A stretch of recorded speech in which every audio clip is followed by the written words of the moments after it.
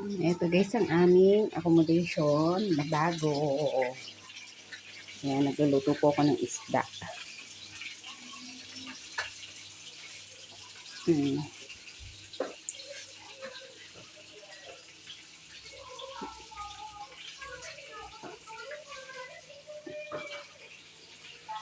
Ayan. Ayan, rep namin dalawa. Ito po yung door namin yan.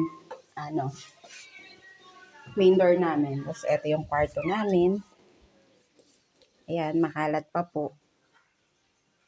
Ayan, yan ang kwarto namin. Ang dami niyang pagkain.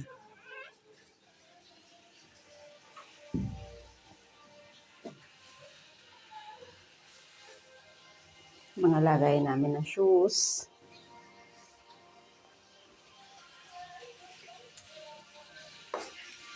Ayan, ito naman po yung aming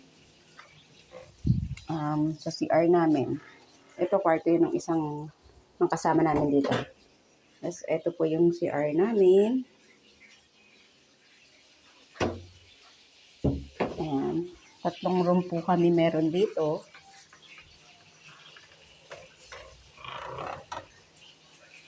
Ayan, may TV kami. Tapos ito yung aming sala. Oops. Ito yung isang room ng yung room ng tomboy sa amin. Ayan. Ay, tas ito ay liguan namin. Yan, may tao po kasi. Yan, may drawer din silang kanila.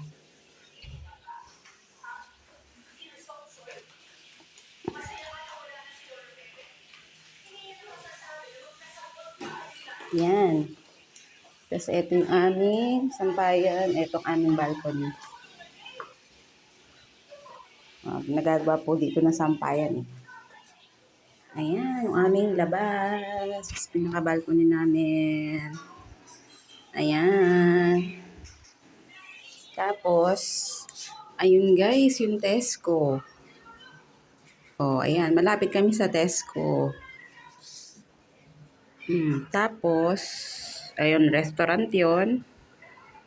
Ayan, restaurant po yan. Then doon yung K&H. Yan, paglabas. Tapos doon lang din po yung co-op namin sa tabi ng resto na yan. Yan. Yan, ito po ang aming bagong bahay.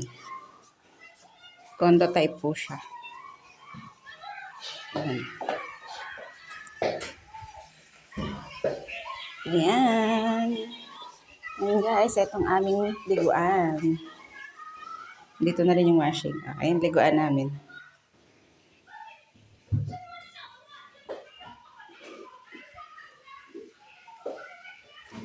Yan, liguan namin.